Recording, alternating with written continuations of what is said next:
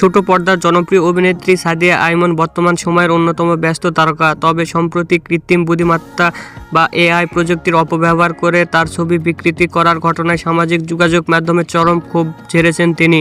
এবার সামাজিক যোগাযোগ মাধ্যমে এক পোস্টে সাদিয়া আইমন যেসব বিকৃতিকারীদের গণ্ডমূর্খ আখ্যা দিয়ে লেখেন, যেসব গণ্ডমূর্খরা এআই দিয়ে ছবি এডিট করে বিকৃতি করিস, তোরা নেক্সট টাইম একটু বিশ্বাসযোগ্যভাবে ছবি এডিট করবি। প্রথমত, তোদের মতো চোরদের জন্য এআই বানানো হয় নাই। তোদের এই আনকরা এডিট এআই এর অপমান হয়। প্রযুক্তি নিয়ে অভিজ্ঞতার বিষয়টিকে ইঙ্গিত করে তিনি আরও লেখেন, আর এভাবে এআই এর অপমান করিস না। চুরি করতে হলেও একটু পড়াশোনা জানা দরকার, সেটাও তোদের মতো চোরদের নেই থাকলে অবশ্য সেলিব্রিটিদের ছবি বিকৃতি করে পেট চালাতে হতো না। সাদিয়ার এই সাহসী প্রতিবাদ ভক্তদের মাঝে ব্যাপক প্রশংসা কুড়াচ্ছে।